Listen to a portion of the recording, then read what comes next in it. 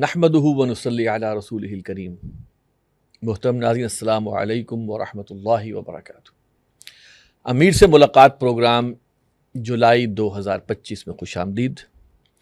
Studio میں میرے ساتھ موجود ہیں میرے تنظیم اسلامی جناب شجاع الدین شیخ صاحب۔ السلام علیکم ورحمۃ اللہ وبرکاتہ۔ وعلیکم السلام ورحمۃ اللہ وبرکاتہ۔ آج فقہی نوعیت کے سوالات کچھ آئے تھے جو کہ میں سمجھتا ہوں کہ ہمارے اس کے پروٹوکول کے خلاف ہے، لیکن کچھ باتیں ایسی ہیں جو حالات حاضرہ سے متعلق ہیں، جو کہ ہم نے لاسٹ ٹائم بھی کی تھی اپنے پروگرام میں، اور اب پھر ہم مزید اس کو دیکھ رہے ہیں کیونکہ دنیا کے جو حالات اب جس تیزی سے بدل رہے ہیں، آئے دن کوئی ایک خبر آ رہی ہے، اور جس طرح جو باطل طاقتیں ہیں، باطل قوتیں ہیں، وہ اپنے عزائم پر اب جس طرح آگے بڑھتی چلی جا رہی ہیں، تو میں یہ سمجھتا ہوں کہ ہمارے لیے بھی ضروری ہے کہ ہم ان کو بھی ذرا وقتاً فوقتاً، اگرچہ آپ کے خطابات جمعہ میں ان کا ذکر ہوتا ہے، زمانہ گواہ پروگرام میں آپ تو موجود نہیں ہوتے، لیکن بہرحال اس میں بھی حالات حاضرہ پر اور قرآنی حدیث کی روشنی میں، قرآن حدیث کی روشنی میں بات ہوتی ہے، لیکن بہرحال اب میں سمجھتا ہوں کہ اب چونکہ آپ موجود ہیں تو ہم اس سے ذرا فائدہ ڈائریکٹ حاصل کریں۔ سر، ایک بات تو یہ آ رہی ہے کہ بلکہ بانی محترم کا بھی کلپ یہ آیا تھا کہ ایران کے بعد پاکستان کی باری، اور اب یہ بات تھوڑی سی عام بھی ہو رہی ہے کہ ایران کے بعد جو ہے وہ اب امریکہ یا اسرائیل یا یہ جو بھارت، اسرائیل اور امریکہ کے جو گٹھ جوڑ ہے یہ پاکستان کے اوپر آئے گا۔ لیکن اس جملے میں یا اس بات میں ایسا محسوس ہوتا ہے گویا ایران میں وہ اپنا ہدف حاصل کر لیں گے، اس کے بعد پاکستان کی باری ہے۔ حالات ایسے سامنے آئے ہیں کہ ابھی ایران میں وہ کما حق اپنا ہدف حاصل نہیں کر پائے، ان کی توقعات کے برخلاف ایران نے ریٹیلیٹ کیا۔ تو میں یہ چاہ رہا تھا کہ آپ اس پہ روشنی ڈالیں کہ یہ جو ہے ایران کے بعد پاکستان کی باری، یہ کس حد تک آپ کو جو ہے وہ نظر آتا ہے کہ ایسا ہی ہونا ہے؟ بسم اللہ الرحمن الرحیم، اللہم صلی وسلم علی نبینا محمد، رب اشرح لی صدری ویسر لی امری واحلل عقدۃ من لسانی یفقہوا قولی واجعل لی وزیرا من اہلی، آمین یا رب العالمین۔ یاسر بھائی، جزاک اللہ خیراً کثیرا۔ بالکل آپ نے بجا فرمایا، اور بانی تنظیم ڈاکٹر اسرار صاحب رحمۃ اللہ علیہ بھی تجزیہ فرمایا کرتے تھے کہ بالآخر نشانہ پاکستان ہے۔ یعنی کبھی ہم یہ بھی تجزیہ ان سے سنتے تھے اور ہم بھی کرتے رہے کہ افغانستان بہانہ اور پاکستان نشانہ، جنرل حمید گل صاحب۔ ایگزیکٹلی۔ اور اب ہم یہ کہہ رہے ہیں کہ اگر ایران تک وہ پہنچ گئے ہیں تو شاید ہم نے کسی پچھلے پروگرام میں بھی بات کی ہے، خطابات جمعہ میں بھی ذکر کیا ہے کہ ایران تو ہمارے آنگن میں ہے نا، یعنی ایران اور پاکستان کی تو سرحد ملی ہوئی آپس میں، بلکہ وہی کیفیت کہ جو ہم ادھر افغان بارڈر پہ دیکھتے ہیں کہ ایک قبیلہ ہے، اس کے افراد افغانستان کے علاقے میں بھی ہیں اور اسی قبیلے کے افراد پاکستان کے علاقے میں بھی ہیں۔ یہی کیفیت ہمارے ہاں ایران کے بارڈر کے ساتھ بنتی ہے۔ بلوچ قبائل ہیں، اس طرف بھی پائے جاتے ہیں، اس طرف بھی پائے جاتے ہیں، تو یہ تو ہمارے آنگن میں آنے والی بات ہے۔ اچھا، اب یہ بات کہ پاکستان بالآخر نشانہ، تو دیکھیے یہ بات ہم نے پہلے بھی ذکر کی، اور بانی تنظیم ڈاکٹر صاحب بھی رحمۃ اللہ علیہ فرماتے تھے ایران کے بارے میں، تو ابھی یہ ہے نا کہ وہ اس طرف پیش رفت بہت زیادہ کر گیا کہ وہ ایٹمی صلاحیت حاصل کر لے گا، اور بالآخر وہ ہمارے لیے بہت بڑا خطرہ بن جائے گا۔ تو اس کو پریم کرتے ہوئے امریکہ کے آشیرواد کے ساتھ اسرائیل نے حملہ کرنے کی کوشش کی، بلکہ امریکہ خود کود پڑا اس کے اندر۔ تو ہم تو دھماکے کیے بیٹھے ہیں، ہم تو اعلان کر کے بیٹھے ہوئے ہیں، ہم نے تو اس پر اللہ کی توفیق سے اللہ کا شکر بھی ادا کیا، خوشیاں بھی مناتے ہیں۔ ہم 28 مئی کو یوم تکبیر بھی منا رہے ہیں، 170 سے اوپر نیوکلیئر وار ہیڈز ہمارے پاس ہیں۔ ایگزیکٹلی۔ تو یعنی ہم تو پھر ان کی نگاہوں میں بڑے دشمن ہوئے نا۔ اچھا، مزید برآں یہ ملک اسلام کے نام پر، یہ ملک بہرحال تمام تر ہماری کوتاہیوں کے باوجود یہاں کے عوام اور یہاں کی جڑوں میں اسلامیت موجود ہے، اسلام کا درد موجود ہے، اسلام کی احیاء کے حوالے سے صدیوں کا کام وہ یہاں اس مملکت میں اب پایا جاتا ہے، تو ہم تو زیادہ ان کی نگاہوں میں کھلتے ہیں۔ پھر ماضی کے واقعات ہمارے سامنے ہیں، اسرائیلی وزیر اعظم کے الفاظ بار بار ہم نے کوٹ کیے، ڈاکٹر صاحب بھی کوٹ کرتے، بن گوریان کے، کہ ہم کسی غلط فہمی میں مبتلا نہ رہیں کہ ہم نے عربوں کو زیر کر لیا تو ہم کامیاب ہو گئے۔ ہمارا اصل نظریاتی دشمن کون ہے؟ پاکستان ہے۔ نتن یاہو بار بار کہتا ہے، مودی بار بار کہتا ہے، اور دونوں گٹھ جوڑ کے ساتھ کہتے ہیں کہ پاکستان کے ایٹمی اقدار ٹوٹنے چاہیے، پاکستان کی ایٹمی صلاحیت، اور اب کہتے ہیں میزائل ٹیکنالوجی ختم ہونی چاہیے۔ تو بٹ نیچرل، یعنی جتنا کیس اگر ایران کے خلاف تیار ہو، چلے اور پیچھے چلے جائیں، مسلم دنیا میں کہیں بھی اگر ذرا ایٹمی داد کہیں نظر آنے کا امکان پیدا ہوا، لیبیا کو ہم نے دیکھ لیا، یا کوئی طاقت بننے کا معاملہ پیدا ہوا، ہم نے عراق کو دیکھ لیا، تو فوراً اقدامات ہوئے نا۔ کیوں؟ وہ گریٹر اسرائیل کا منصوبہ وہ تو پورا کرنا چاہتے ہیں، اور اس میں جو رکاوٹ بنتا ہوا دکھائی دے گا اس کو ختم کرنا چاہیں گے۔ تو بٹ نیچرل اگر آج ایران کے خلاف حملہ کیا گیا، گو کہ یعنی توقعات نہیں تھی مگر ایران نے ریٹیلیٹ کیا ہے. میں اس کو پازیٹیولی آگے اور مزید جوڑنا چاہوں گا. تو ہمیں اس بات کو اچھی طرح سمجھ لینے کی ضرورت ہے کہ یہ ہماری ایٹمی صلاحیت کو ہم سے چھیننا چاہتے ہیں, ہمارے ایٹمی دانت کو توڑنا چاہتے ہیں, تاکہ کوئی اگر یہاں جذبات موجود ہیں تو وہ کل کسی اقدام کی طرف پیش قدمی میں معاملت نہ کر سکیں, ان کی ایٹمی دانت کو توڑا جائے, ان کی مسل ٹیکنالوجی کو ختم کیا جائے. اللہ کرے کہ ہمارے مقتدر طبقات کو بھی بات سمجھ میں آ جائے. کہاں امریکہ پوری جو ہے وہ بیک اس کی کرتا ہے اسرائیل کی, اور ایران کے خلاف مدد دیتا ہے اسرائیل کو, اور اسرائیل کہتا ہے پاکستان ہمارا سب سے بڑا دشمن ہے. تو کیا اسرائیل کی معاونت کے لیے امریکہ کل کھڑا نہیں ہوگا؟ اور اگر آج وہ ایران تک کے حملے کے لیے ساتھ دینے کے لیے کھڑا ہو گیا تو بٹ نیشنل جو ہم پرامن دشمن ہیں ان کے, کیا ان کے خلاف وہ کھڑے نہیں ہوں گے؟ ایک بات, ایک چھوٹی سی بات اور جوڑ لیں. یہ جو ہم نے دیکھا کہ ایران نے کچھ ریٹیلیٹ کیا, گو کہ بڑا بھاری نقصان اٹھانا پڑا, لیکن ایران نے کچھ ریٹیلیٹ کیا, اور میں سمجھتا ہوں ایک درجے میں فلسطین کے مسلمانوں کو تھوڑی سی ایک راحت یہ ضرور ملی ہوگی کہ جو بلڈنگیں گرتی ہوئی اور عمارتیں تباہ ہوتے ہوئے وہ 20 مہینے سے دیکھ رہے ہیں, اور لاشوں کے لاشیں انہوں نے دیکھے ہیں, ذرا وہ تھوڑا سا نقشہ اسرائیل میں نظر آیا ہے. تو اگر ایران نے یہ ریٹیلیٹ کیا, ہم بارہا ریکارڈ پر یہ بات ہے کہ اہل سنت اہل تشیع کے عقائد کا شدید اختلاف اپنی جگہ ہے, صدیوں سے چلا آیا ہے, وہ اپنے مقام پر ہے, لیکن اس وقت امت کے اتحاد کی بات ہونی چاہیے. اور اگر ایران نے ریٹیلیٹ کر کے دکھایا اور اسرائیل کا زعم ٹوٹا ہے اور کچھ اس کو نقصان پہنچا ہے, تو میں سمجھتا ہوں کہ امت کے حکمرانوں کو بالخصوص ہمت پکڑنی چاہیے اور کھڑا ہونا چاہیے. اگر ہم نے 34 ملکوں کی فوج بنا ڈالی تھی تو آج آگے بڑھ کے وہ 36ویں کو بھی یا 35ویں کو بھی شامل کریں, اور امت ذرا ہمت پکڑ کے کھڑا ہونے کی کوشش کرے. اور پھر جو ڈاکٹر صاحب فرماتے تھے نا رحمۃ اللہ علیہ, خراسان کا علاقہ جی جو احادیث مبارکہ کی روشنی میں ہمارے سامنے رہے, بارہا ہم نے اس پر کلام کیا, تو ڈاکٹر صاحب فرماتے تھے PIA, پہلے بھی ہم نے ذکر کیا, پاکستان ایران والی افغانستان والی بات ہے. میں خیال میں افغانستان کو بھی آج ہمیں ٹچ کرنے کی ضرورت ہوگی آگے. تو ہم یہ سمجھتے ہیں کہ اس کا یہ فائدہ اٹھانا چاہیے, ہمت پکڑنی چاہیے مسلم ممالک کے اتحاد کی بات چلانے کے لیے, اور اس میں بھی ہم نے یہ بات کہی ہے کہ لیڈنگ رول پاکستان ادا کر سکتا ہے.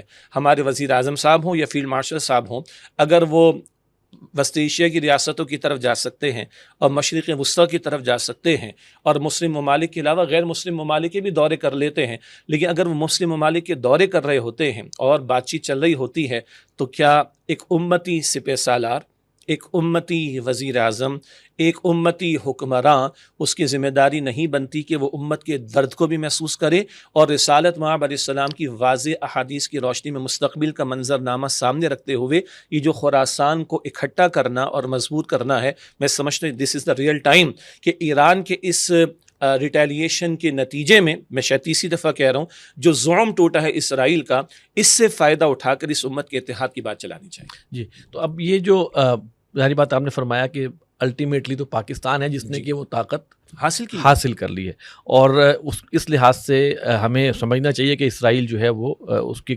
پاکستان کھٹکتا ہے اس کی آنکھوں میں. بلکہ آپ کی بات بلند ہوتی ہے. اللہ کا فضل ہوا کہ چند دنوں پہلے بنیان مرصوص کے نام سے جو آپریشن ہوا, خاص اللہ کا ہم فضل سمجھتے ہیں, شکر ادا کرے کہ کچھ دنیا نے دیکھ بھی لیا ہے, ہم تو اور کھٹکیں گے ہم ان کی نگاہوں کے اندر. جزاک اللہ. اچھا سر, اس میں ایک ابھی آپ نے ذکر فرمایا کہ 34 ملکوں کی یا جتنے ملکوں کی ایک فوج بنی تھی, اور ہمارے راحیل شریف صاحب اس کے سربراہ تھے, وہ فوج ہمیں کہیں پر کام کرتی نظر نہیں آئی.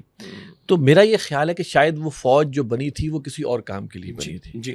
اور وہ کام یہ تھا کہ اگر آپ کے ممالک کے اندر کوئی لوگ اگر کھڑے ہو جائیں امریکہ کے مفادات کے خلاف, یا اسلامی نظام کی بات کرنے کے لیے, یا اسلام کے نظام کو قائم کرنے کے لیے کھڑے ہوں, تو یہ پھر جو یہ اتحاد کی جو فوجیں ہیں پھر وہ حرکت میں آئیں گی, ان کو جو ہے وہ کچلنے کے لیے. اسلام کے لیے جذبات کا اظہار کرنے والوں کے خلاف مسلم ممالک کی اتحادی فوجیں جو ہے وہ, اگر چونکہ یہ ہمیں کہنے کی جسارت اس لیے ہو رہی ہے کہ بھائی جب ضرورت تھی تو آپ کہاں پہ تھے. ایگزیکٹلی. اور دوسرا بھی آصف بھائی پہلو ہے, یعنی ایک تو یہ اسپیکٹ بھی ہے, دوسرا ایک خوف تھا نا ایران سے. بہرحال وہاں کے بھی گریٹر ایران کے اپنی جگہ مقاصد رہے ہیں, اور اس میں ایران کی غلطیاں بھی ہیں, اس پر بھی ہم نے کلام کیا ہے.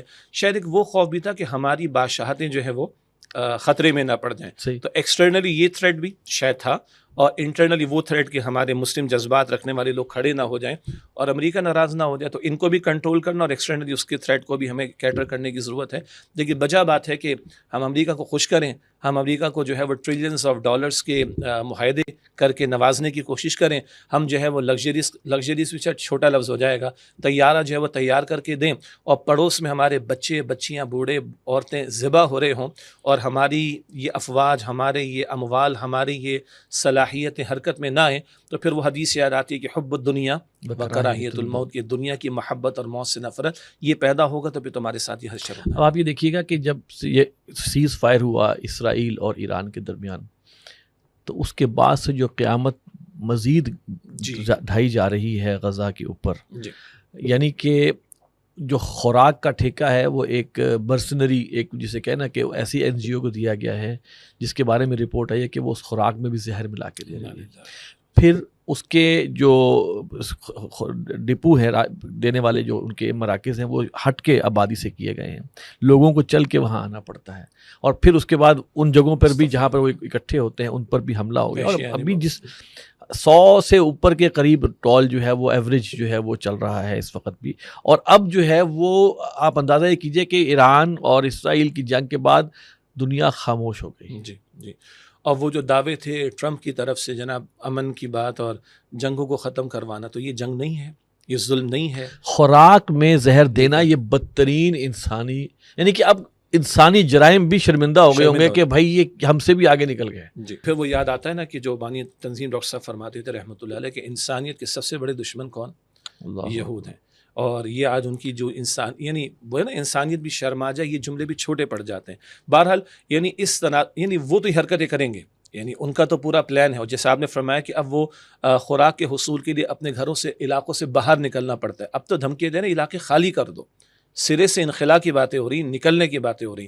تو میں اس کروں ایک طرف وہ ٹرمپ کو ہم خوش کرنے کی کوشش کرتے ہیں، اور دوسرا وہ دعوے کرتے ہیں جناب ہم نے دنیا میں جنگیں ختم کرنی، مگر اس جنگ کے خاتمے، اس ظلم کے خاتمے، وہ نتن یاہو کو روکنے کی بات، یعنی 14 اراکین سلامتی کونسل کی، سیکورٹی کونسل کے اس جنگ کو روکنے کی بات کریں تو 15واں ویٹو کرنے والا کون ہوتا ہے؟ امریکہ ہوا کرتا ہے۔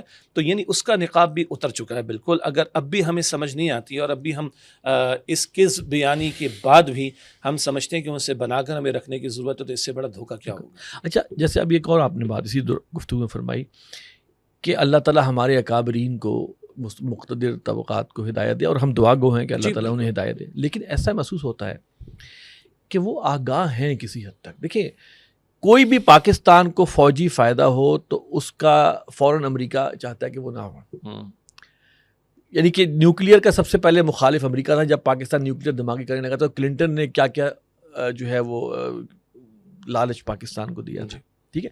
تو پاکستان بھی میں سمجھتا ہوں کہ یہ جانتا ہے، کیونکہ یہ بڑے ہیں، طاقتور ہیں، ہمیں ان سے بنا کے تو رکھنی ہے، لیکن ہمیں کرنی اپنی ہے۔ تبھی آپ دیکھیے ہمارا نیوکلیئر پروگرام پورا افغان وار، USSR کی سے لے کر وہ پورا اس کے اندر نیوکلیئر پروگرام ہمارا جو ہے وہ چلا، اور باقاعدہ جھوٹے سرٹیفکیٹ دینے پڑے دوسروں کو کہ نہیں نہیں کچھ نہیں ہو رہا، حالانکہ پاکستان وہ کر رہا تھا۔ پھر اس کے بعد دوسری افغان وار کے درمیان آپ کا میزائل پروگرام جو ہے پاکستان کا، وہ ایک ٹیک آف پوزیشن میں چلا گیا، پھر اس کے بعد پھر جنگی جہاز بننے شروع ہو گئے۔ تو میرا یہ خیال ہے، اور دل میں یہ اللہ کا شکر ادا کرتے ہوئے یہ خیال پیدا ہو رہا ہے کہ بھلے اسلامک ٹچ نہیں ہے، پر اس بات کا ضرور احساس ہے کہ ہمارا دشمن کون ہے۔ وہ بانی تنظیم ڈاکٹر صاحب مختلف پہلوؤں سے کلام کرتے ہوئے یہ ذکر بھی کرتے تھے کہ بہرحال یہ مملکت خدا داد ہے، اللہ کا عطیہ، اللہ کا انعام ہے۔ جی بالکل، اس میں بگاڑ کرنے والوں نے بگاڑ کی بھی انتہا کی، اور اس کو نقصان پہنچانے والوں نے نقصان پہنچانے کی بھی انتہا کی، اور انہوں نے منہ کی بھی کھائی، لیکن اللہ تعالیٰ پھر حالات ایسے پیدا کر دیتے کہ مملکت خدا داد کی حفاظت ہو جاتی ہے۔ صحیح بات۔ اللہ کبھی دنیا کے نقشے کو بدل دیتا ہے، اللہ تعالیٰ کبھی حالات کے رخ کو پھیر دیتا ہے، اللہ تعالیٰ کبھی کچھ لوگوں کی آنکھوں پر پٹی ڈال دیتا ہے۔ تو وجہ ہے یہ بات کہ کیونکہ اس خطے میں، جیسے میں نے تھوڑی دیر پہلے عرض کیا، اور ڈاکٹر صاحب کے الفاظ ہیں کہ 400 برس کی جو مساعی ہیں تجدید کی، احیاء کے اعتبار سے، اس کا امین یہ مملکت خدا داد پاکستان ہے۔ تو اللہ تعالیٰ نے حفاظت فرمائی، اور although کہ ہمیں جھوٹی تسلیوں میں نہیں رہنا، اپنی حرکتوں کو بھی دیکھنے کی ضرورت ہے، اپنی اصلاح کرنے کی بھی ضرورت ہے، لیکن اللہ ہے، وَمَكَرُوا وَمَكَرَ اللَّهُ وَاللَّهُ خَيْرُ الْمَاكِرِينَ، اللہ سب سے بہترین تدبیر فرمانے والا ہے۔ تو یقیناً اس وقت تک بھی اللہ ہی نے بچا کر رکھا کہ نیوکلیر پروگرام بھی چلا، ہم نے ایٹمی دھماکے بھی کیے، اور ابھی تک اللہ کا شکر ہے کہ وہ محفوظ حالت میں ہے، ورنہ کہوٹا کے خلاف اسرائیل اور بھارت کی کتنی کوشش، کتنے پلانز بنتے رہے۔ پھر جیسے آپ نے فرمایا کہ مثل ٹیکنالوجی کو اللہ تعالیٰ نے مزید یعنی ہمیں اس میں آگے بڑھنے کی توفیق عطا فرمائی۔ ابھی ریسنٹلی بنیاد و مرصوص آپریشن کے تحت جو ہماری ایئر فورس نے اللہ کی توفیق سے جو کام کیا، دنیا حیران ہے اس کے اوپر بہرحال۔ تو یہ پازیٹیو سائنس ہے اللہ کی طرف سے۔ البتہ ہم کسی خوش فہمی میں نہ رہیں اور کول جسے کہتے ہیں نا، ٹھنڈ ماحول کے اندر نہ رہیں، اپنی حرکتوں کی طرف بھی توجہ کریں۔ بہرحال یعنی پھر اللہ کی مدد، اللہ کہتا ہے ان اللہ مع الذین اتقوا، اللہ کی معیت اور مدد ہے ان کے ساتھ جو تقوی کی روش پر ہوں۔ باغیوں کے لیے، سرکشوں کے لیے اللہ کی طرف سے مدد کا وعدہ نہیں ہے۔ تو ایک طرف اللہ کا شکر ادا کریں کہ ہماری تمام تر کوتاہیوں کے باوجود ملک کو اللہ نے 71 کی بات میں نہیں کر رہا، لیکن اس وقت جو ملک ہے اللہ نے اس کی حفاظت بھی فرمائی، اللہ نے اس کو عسکری فوجی اعتبار سے مضبوطی بھی عطا کی ہے۔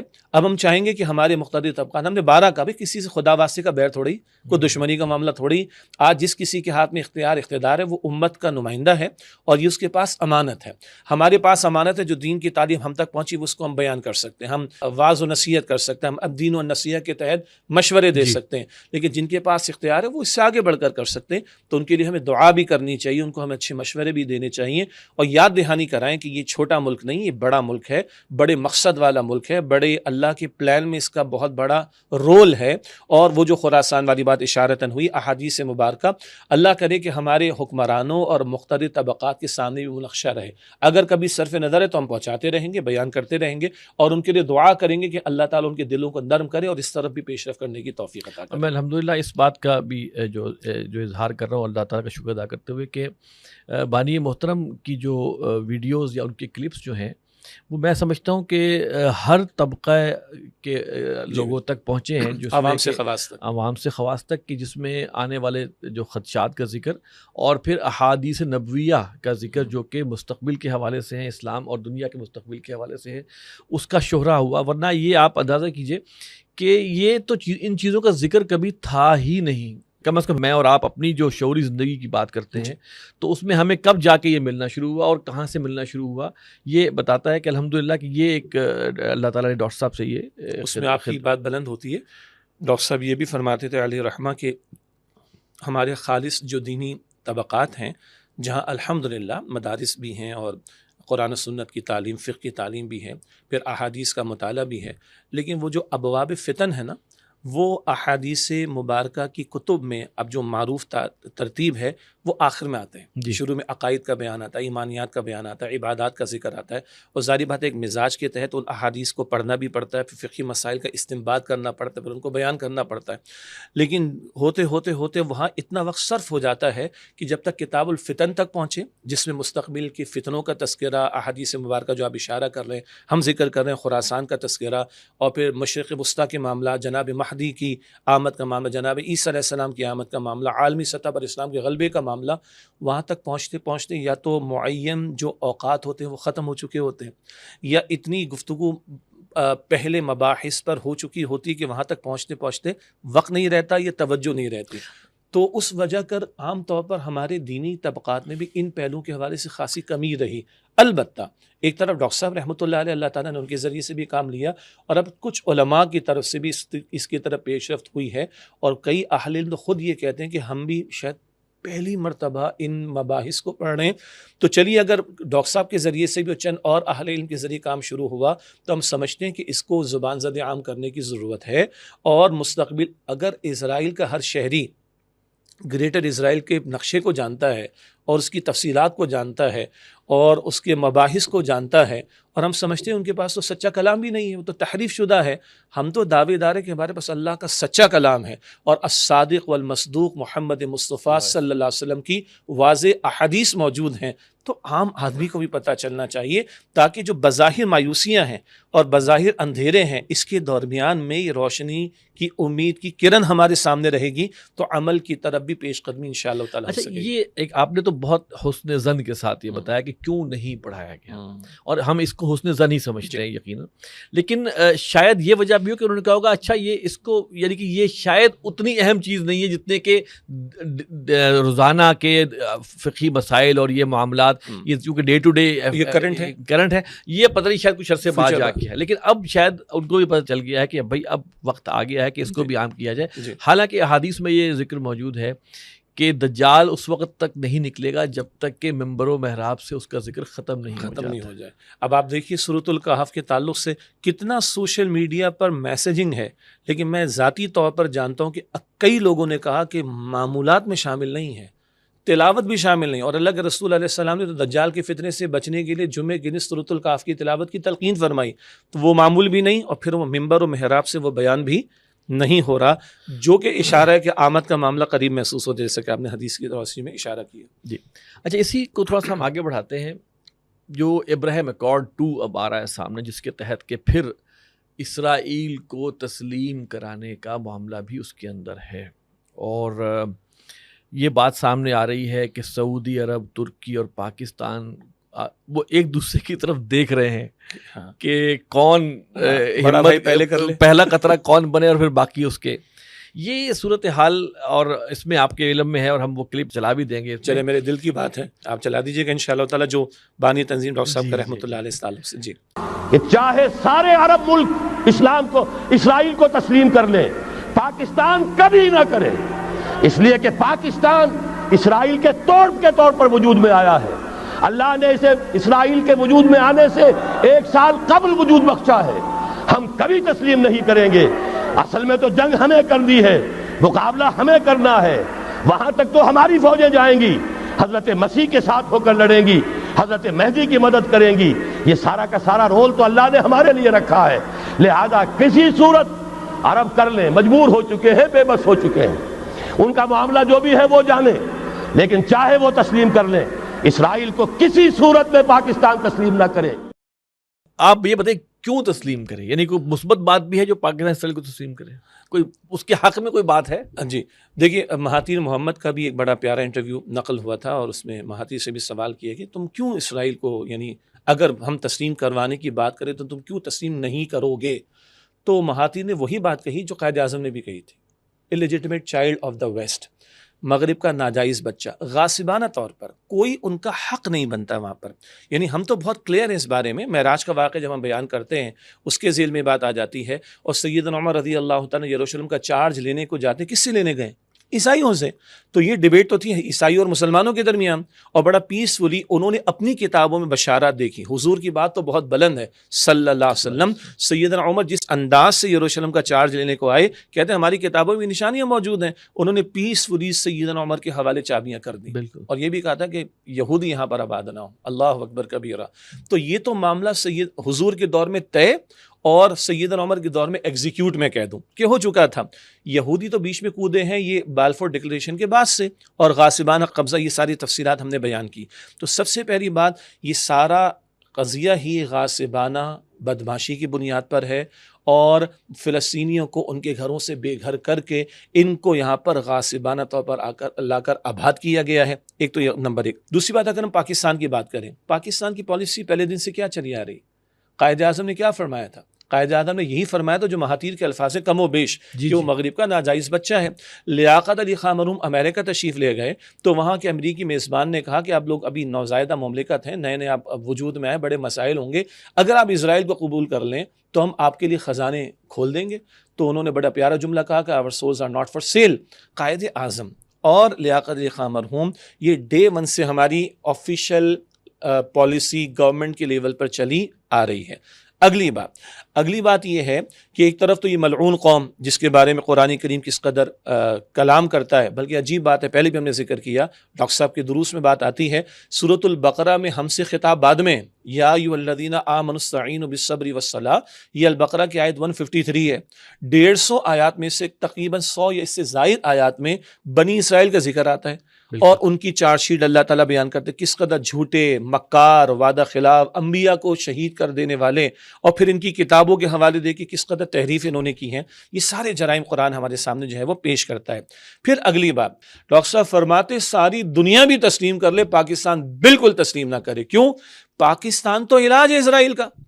پاکستان تو بنا ہے 1947 میں اگست میں، اسرائیل بدماشی کی بنیاد پر قائم ہوا مئی 1948 میں. پھر ڈاکٹر صاحب ایک تجزیہ کرتے ہیں کہ اللہ نے ہر بیماری کا علاج پیدا کیا، اور علاج اللہ پہلے پیدا کرتا ہے، ڈسکور کرنا پڑتا ہے ہمیں، بیماری بعد میں آتی ہے. اللہ شافی ہے، تو علاج ہے پاکستان. تو اس پاکستان نے اگر قبول کر لیا تو پھر کیا ہمارے پاس رہ جاتا ہے؟ اور پھر یہ کہ دیکھیں بن گوریون، جی یعنی کہ وہ یہ جانتے ہیں کہ ہمارا دشمن کون ہے. جی ٹھیک ہے، بالکل. اور ہمیں اس خوش فہمی میں ڈالا جا رہا ہے کہ اسرائیل کو تسلیم کر لو گے تو فائدے مل جائیں گے. اللہ اکبر. وہ جانتے ہیں جی. کہ ہمارا دشمن کون اور ہے، اور ہم نہیں جانتے. ان کے گریٹر اسرائیل کے پروگرام میں ہم سب سے بڑی رکاوٹ، اور ہمیں لالی پاپ بھی دیا جا رہا ہے کہ تمہیں فائدے ہوں گے. How come?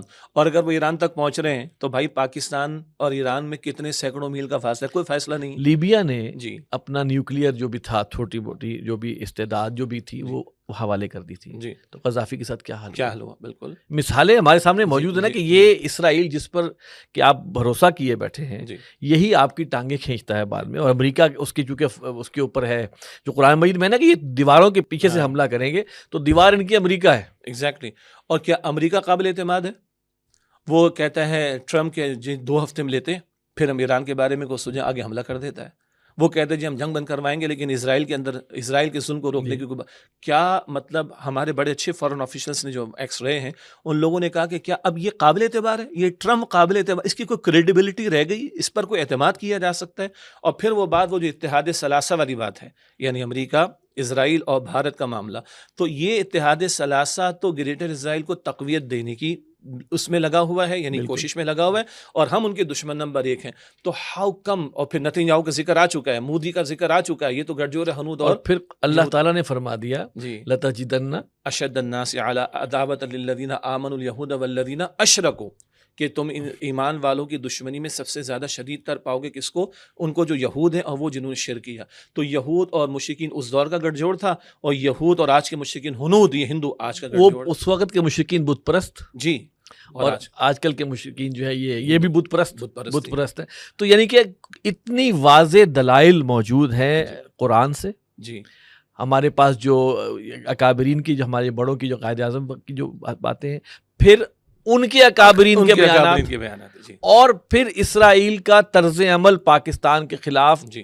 گزشتہ 70 سال میں، جی. کہ اس نے ہمیشہ کوشش کیا کس طرح پاکستان کو زخم پہنچائے، جی. اور انڈیا کے ذریعے پہنچائے. اس کے بعد اگر کوئی یہ بات کرے کہ ہاں جی ہمیں اسرائیل کو تسلیم کر دینا چاہیے، تو اس کی سوچ پر تو پھر انا للہ و انا الیہ راجعون 100 مرتبہ پڑھنا پڑے گا میرے خیال سے. لہٰذا یہ یعنی کہ یہ ایک ایلیمنٹ ہے جو کہ ابھی دوبارہ سے شروع ہو رہا ہے، اور اللہ تعالیٰ اس فتنے سے بھی ہمیں محفوظ رکھے. تو یہ تو ہماری ذرا حالات حاضرہ کے حوالے سے کچھ گفتگو، یہ جو بھی موجودہ صورتحال ہے اس حوالے سے ہوئی ہے. ایک اور چھوٹا سا ایلیمنٹ میں ضرور چاہوں گا کہ دیکھیے ایک اور شورا بھی چل رہا ہے کہ پاکستان پر بھارت پھر سے حملے کی تیاری کر رہا ہے. مودی صاحب 7 دفعہ کہہ چکے ہیں کہ جب حملہ ہوگا اور سندور 2 جو ہے، اس سندور کا جو 2nd ورژن ہے وہ ہوگا. آپ کا کیا خیال ہے کہ یہ اس کا کوئی امکان ہے، یا آپ کو کیا نظر آتا ہے کہ اتنا کچھ ہو جانے کے بعد یا تو اب بہت بڑی تیاریوں میں ہے، جو کہ سمجھ آ رہا ہے کہ بہت بڑی بائنگ کر رہا ہے انڈیا جو ہے، وہ کس کے لیے کرے؟ چائنا کے خلاف کر رہا ہے، پاکستان کے خلاف کر رہا ہے؟ کیا سمجھ میں آ رہا ہے اس وجہ سے؟ دیکھیے 2-3 اسپیکٹس اس میں ہو سکتے ہیں. پہلی بات تو یہ ہے کہ وہ کہتے ہیں نا ہندو بنیا جو ہے نا، وہ کبھی بھی اس پاکستان کے قیام سے تو خوش نہیں جی. اور وہ نفرت تو دلوں کے اندر بھری ہوئی ہے. اور ابھی جو سبکی ہوئی ہے سندور، چلے فیز 1 کہہ لیں اس کے اندر، اس کے بعد تو ظاہر بات ہے کہ اور ان کے جذبات اوپر ہوں گے. آگے ان کے بڑے بھائی یعنی اسرائیل کے ساتھ جو کچھ ہوا ہے ایران کے ذریعے سے، اور ایران نے تھوڑا ریٹیلیٹ کیا ہے، تو دونوں بھائی جو ہیں یعنی ہنود اور یہود کی میں بات کر رہا ہوں، وہ تو اور زیادہ تلملا اٹھے ہیں اس بات کے اوپر. اچھا پھر ایک فیکٹر یہ بیان کیا جا رہا ہے، شاید وہ بہار کے الیکشن ہے ابھی جی بالکل اکتوبر کے اندر، تو یہ مودی کی تو نفسیات ہمارے سامنے کلیئرٹی کے ساتھ آ چکی ہے کہ اس طرح کے مواقع پر کچھ نہ کچھ کرنے کی وہ کوشش کرتا ہے، پاکستان دشمنی کو وہ اپنے الیکشن کے لیے استعمال کرتا ہے ٹول کے طور پہ جی۔ استعمال کرتا تو ایک یہ فنومینا عین ممکن ہے ایک اعتبار سے، یہ وجہ ہے کہ ہمارے مقتدر طبقات کی طرف سے بھی پھر بار بار جواب، یعنی سفارتی سطح پر بات ہونا اور میڈیا کے اندر بات ہونا کہ ہم بالکل تیار ہیں، تو ایک یہ فنومینا، اس کو ہم رد نہیں کر سکتے۔ دوسرا یہ ہے کہ جنگ ہمیشہ صرف ویپنز سے نہیں ہوا کرتی، آج کل تو نفسیاتی جنگ بھی ہوا کرتی ہے نا، تو نفسیاتی اعتبار سے ان کو انگیج رکھنے کی کوشش کرنا، نفسیاتی اعتبار سے ان کو جو ہے وہ ذرا دبانے کی کوشش کرنا، نفسیاتی اعتبار سے ان کو ذرا پریشان کرنے کی کوشش کرنا، تو یہ دوسرا فیکٹر بھی ہو سکتا ہے۔ دیکھیں ایک طرف پاکستان کے اندر ایک اندرونی چپخرش اور مسائل بھی چلتے رہتے ہیں، کبھی فرقہ واریت کو ہوا دیا جانا، کبھی سیاسی عدم استحکام کے مسئلے کو جو ہے وہ بنیاد بنا لینا، تو ایک نفسیاتی جنگ کا نتیجہ نکلتا ہے کہ اندرونی طور پہ خلفشار پیدا کیا جائے، فرقہ واریت بھی ہو سکتی ہے، دہشت گردی بھی ہو سکتی ہے، سیاسی عدم استحکام کا معاملہ بھی ہو سکتا ہے، عوام اور مختلف طبقات کو لڑانے کی باتیں بھی ہو سکتی ہیں، تو یہ نفسیاتی جنگ بھی ایک حربہ ہوتی ہے کسی کو انگیج رکھ کر اپنے مقاصد کے حصول کے اعتبار سے۔ اور آخری بات ہے کہ جو الٹیمیٹ میدان سجنا ہے، یعنی اس کو ہم یہ نہیں کہہ رہے فی الوقت کہ ہم تیسری عالمی جنگ کی بات کر رہے ہیں، لیکن مستقبل کے منظر نامے کے اعتبار سے یہ حق و باطل کے مارکے تو اپنی انتہا کو پہنچیں گے، اور جب قرآن یہ کہہ رہا ہے کہ تم دشمن نمبر 1 پاؤ گے یہود کو اور ہنود کو، تو یہ یہود اور ہنود باز آنے والے تو نہیں۔ جو اسٹیٹمنٹ نتن یاہو کا ہوتا ہے پاکستان کے خلاف، وہی اسٹیٹمنٹ مودی کا ہوتا ہے پاکستان کے خلاف، تو ہم یعنی اپنی تیاری ہمیں پوری رکھنی چاہیے اور اپنے آپ کو اندرونی طور پر بھی مستحکم کرنا چاہیے، اور اگر اور کسی صلاحیت کے اضافے کی ضرورت ہے تو ہم سمجھتے ہیں کہ اس کو بڑھانا چاہیے۔ یہاں بھی میں کوٹ کروں گا ڈاکٹر صاحب کو رحمۃ اللہ علیہ، ڈاکٹر صاحب نے ایک تجویز اس وقت دی تھی، یعنی جب آج ہم اگر برسوں کے بعد سن رہے ہیں تو عجیب لگتا ہے کہ اس وقت ان کے دماغ میں بات تھی کہ پاکستان کو کسی بڑی ایٹمی صلاحیت کے ساتھ جو اس وقت کے عالمی استعمار کے شکنجے سے باہر ہو اپنا تعلق مضبوط کرنا چاہیے، اور وہ اس وقت چائنا کی بات کر رہے تھے۔ تو ہم بھی یہ سمجھتے ہیں، بہرحال ہم یہ بھی یقین رکھتے ہیں اور اس بات کا اظہار بھی کرتے ہیں کہ الکفر ملت واحدہ، at the end of the day سارا کفر تو ملت واحد ہے، لیکن اس وقت جو حالات، اور مومن بصیرت رکھتا ہے کہ وہ حالات اور واقعات سے اپنے آپ کو ڈیٹیچ رکھ کر نہیں چلتا، حالات میں رہتا ہے، حالات پر نگاہ رکھتا ہے، لیکن قرآن اور سنت کی عینک سے دیکھنے کی کوشش کرتا ہے۔ اللہ ہمیں اس کی توفیق عطا فرمائے۔ تو ہم بھی یہ سمجھتے ہیں کہ چائنا والے بلاک کی طرف ہمارا مضبوطی کے ساتھ بڑھنا اور امریکہ والے بلاک سے اپنے آپ کو چھڑانے کی کوشش کرنا، جس کے ابھی بہترین مواقع آئے ہمارے پاس، یعنی اگر مسلم امہ کو ہم کچھ دے سکیں، کوئی لائن آف ایکشن دے سکیں اور اتحاد کی بات کر سکیں، اور ادھر ایران نے جو ریٹیلیٹ کیا اس کو بنیاد بنا کر ہم اتحاد کی طرف بات کریں، تو اس طرف چائنا ہے، رشیا ہے، اور اس سے پہلے میں عرض کروں برابر میں افغانستان بھی ہے۔ جی جی، وہ جو ڈاکٹر صاحب کے الفاظ ہیں نا PIA والے، اور آج تو لیٹسٹ یہ آئی ہے کہ رشیا نے بھی یہ اطلاع موصول ہوئی ہے کہ روس نے طالبان کی حکومت کو تسلیم کر لیا ہے۔ تو ہمارے لیے شرم کا مقام ہونا چاہیے کہ غیر مسلم جو ہیں وہ آفیشلی، باقی تو پرانے روابط چل رہے ہیں، جب سے طالبان افغانستان کی حکومت آئی ہے تب سے وہ روابط کا معاملہ تو رشیا کا بھی چل رہا تھا، لیکن اب انہوں نے آفیشلی افغانستان کے طالبان کی حکومت کو قبول کر لیا۔ تو بھائی ہم مسلمان کس بات کا انتظار کر رہے ہیں؟ پاکستان نے سرحد کھول رکھی ہے، یعنی وہاں تجارت ہو رہی ہے، یہاں پر ایمبیسیز موجود ہیں، ان کے سفارتکار موجود ہیں، ہماری کچھ وہاں پہ تجارت کے معاملات، ویزاز ایشو ہوتے ہیں، ان کی ایئر لائن یہاں پہ لینڈ کر رہی ہے، یہاں سے ٹیک آف کر رہی ہے۔ ہم نے استنبول میں دیکھا کہ وزرائے خارجہ کی کانفرنس تھی تو ان کی وزیر خارجہ کو وہاں پر بلایا گیا ہے، پشتوں میں تقریر کی ہے جس کا انگلش ٹرانسلیشن بھی اویلیبل ہو گیا۔ جب اتنا سب کچھ کر رہے ہو، ساری دنیا کو پتہ ہے، تو ان کو آفیشلی ایکسیپٹ کرنے میں کیا رکاوٹ ہے؟ اور ایک بڑا اچھا تجزیہ ایک صاحب نے کیا اور ہم اس کو اون کرتے ہیں کہ دیکھیے پاکستان نے بنیان و مرصوص آپریشن کے تحت بھارت کو تھوڑا سبق سکھایا، ایران نے ریٹیلیٹ کیا، تھوڑا سا سبق اسرائیل کو سکھایا، امریکہ کو تو افغانستان کے طالبان نے سبق سکھایا تھا۔ تو آج اگر یہ اتحاد ثلاثہ اسرائیل، امریکہ اور بھارت ہے، تو ان تینوں کو کچھ نہ کچھ سبق سکھایا ہے، اگر کچھ سبق تو پاکستان ہے، افغانستان ہے اور ایران ہے۔ تو کیوں نہ اس PIA، اگین میں تیسری دفعہ ریپیٹ کر، پاکستان، ایران اینڈ افغانستان، کیوں نہ اس بلاک کو مضبوط کیا جانا؟ پھر بہرحال چائنا رشیا کے ساتھ ہم اپنے تعلقات کو اچھے رکھیں تاکہ اس ظالمانہ استعمار سے ہم اپنے آپ کو چھڑا سکیں، سے نو ٹو امریکہ ہم کہہ سکیں. ہم سمجھتے ہیں کہ اس طرف بھی ہمارے مختلف طبقات کو سوچنا چاہیے اور آگے بڑھنا اس میں چاہیے. جو پاکستان کی طرف سے جو ایلیگیشنز ہمیشہ حکومت پاکستان کی طرف سے آتا رہا کہ وہاں پر دہشت گردوں کے اڈے ہیں، اور وہ جو ہے جسے کہتے ہیں کہ ان کا یہ خیال ہے کہ افغان حکومت کو چاہیے جو وہاں پہ طالبان کی حکومت کو ان کو ختم کرے. تو یہ ایک بون آف کنٹینشن جو ہے وہ پاکستان اور افغانستان کے درمیان رہی ہے.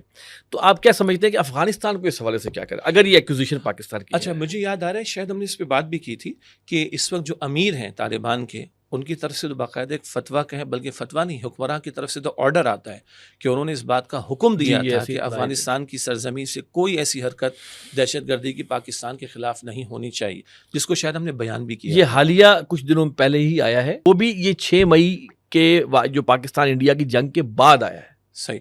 اور مجھے یاد پڑا اس سے قبل بھی کچھ بات چلی تھی، اور ممکن ہے کہ اور یہ بھی ہمارے علم میں ہے کہ پاکستان نے جو بھارت کے خلاف یہ آپریشن کیا، اس دوران میں ہمارے معاملات افغانستان کے ساتھ بڑے اچھے رہے ہیں الحمدللہ.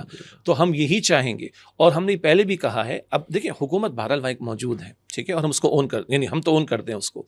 تو ہماری حکومت کے ساتھ مل کر اون کرے اور مل کر کریں. یعنی ان کا ایک کنٹینشن یہ تھا طالبان افغانستان کا، آپ ہمارے یہاں داخل ہو کر اگر آپ خود سے کریں گے تو بھارت ایک سلامتی ہماری بھی اسٹیک پر آ سکتی ہے، عوام ہم سے بھی سوال کر سکتے ہیں. اور ان کو بھی ہم کہیں گے کہ دیکھیں اگر ان کی سرزمین اگر ہمارے اس مملکت خدا داد میں دہشت گردی کی کارروائی کے لیے استعمال ہو تو یہ غلط ہے.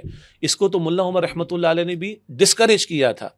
ادھر والوں کو کہا تھا کہ ادھر پاکستان میں انتشار نہ ہونے دو، تو ادھر والا اللہ کا بندہ وہ بھی کہتا تھا کہ انتشار نہ کرو، ہمیں مل کر چلنا چاہیے. تو اگر کہیں بھی اس طرح کا ایلیمنٹ موجود ہے تو ہم سمجھتے پاکستان کی حکومت کو، افغانستان کی حکومت کو مل کر اس فتنے کے خلاف کارروائی کرنی چاہیے.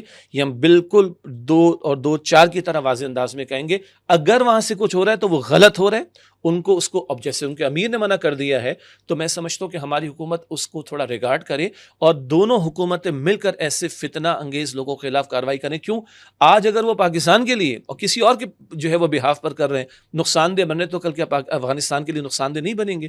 اور کیا ماضی قریب میں خود افغانستان کے کتنے اہم لیڈرز، کتنے اہم حکومتی عہدیداران کتنے بام بلاسٹ کے اندر شہید ہوئے ہیں. تو ہم سمجھتے ہیں کہ دونوں ملکوں کو دہشت گردی کا سامنا ہے، دونوں ملکوں کی حکومت مل کے کام کرے تو انشاءاللہ اس میں خیر. اور پھر بڑی بات، وہی خراسان، وہ مستقبل کا خراسان، وہ اگر پکچر ہمارے دونوں مملکت کے حکمرانوں کے سامنے رہے تو میں سمجھتا ہوں وہ اتنا بڑا مقصد ہے کہ وہ چھوٹی چھوٹی چیزوں کو ٹیکل کرنے کے اندر ہمیں مل جل کر بیٹھنے کے لیے کام کرنے کو آمادہ کریں. اور ہم یہ بھی سمجھیں کہ اگر ان کے درمیان اختلافات پیدا ہو رہے ہیں تو شاید یہ کوئی اور سازش ہے جو حالات ان کو جو اکٹھا ہونے دے جاتے. اب دیکھیں ہم کہا کرتے تھے کہ افغانستان پاکستان کے لیے اسٹریٹجک ڈیپتھ کا کردار ادا کر سکتا ہے. یہ اپنی جگہ ایک جو ہے بات ڈاکٹر صاحب نے بھی کہی ہے اور یہ اٹ از اے فیکٹ.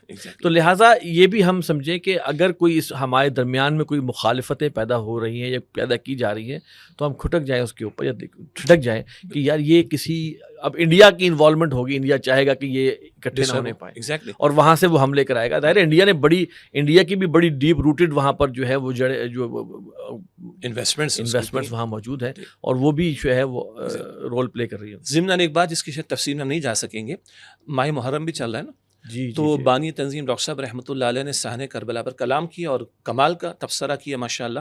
بہرحال جب تک ہمارے پروگرام نشر ہوگا تب تک تو عاشورہ گزر چکا ہوگا، لیکن یاد دہانی کے لیے کہ ڈاکٹر صاحب کا ایک تجزیہ کیا تھا. حضور علیہ السلام کے ہاتھوں اللہ کا دین غالب ہوا، اس دین کے غلبے کا برقرار رہنا اور اس کی توسیع خلفائے راشدین کے دور میں. لیکن جن قوتوں کے مفادات پر ریولوشن کے نتیجے میں ضرب پڑتی ہے وہ کبھی اس ریولوشن کو برداشت نہیں کرتے، تو کاؤنٹر ریولوشن فورسز وہ ایکٹیویٹ ہوتی ہیں ریولوشن کے بعد. تو ایک مملکت کے اندر، ایک خطے کے اندر 4 کروڑ لوگ کم و بیش رہتے ہیں اور وہاں کے حکمراں کہتے ہیں ہم نے اسلامی امارت افغانستان قائم کی اور شریعت کو ہم نافذ کریں گے، تو کیا دین دشمنوں کو ہضم ہوگی؟ ہوگا، سوال ہی پیدا نہیں ہوتا. اور ملا عمر رحمۃ اللہ علیہ کے دور کے فوراً بعد کیا معاملہ شروع ہوا جس کے نتیجے میں ہم نے پورا امریکہ کا یہاں پہ انویژن دیکھا.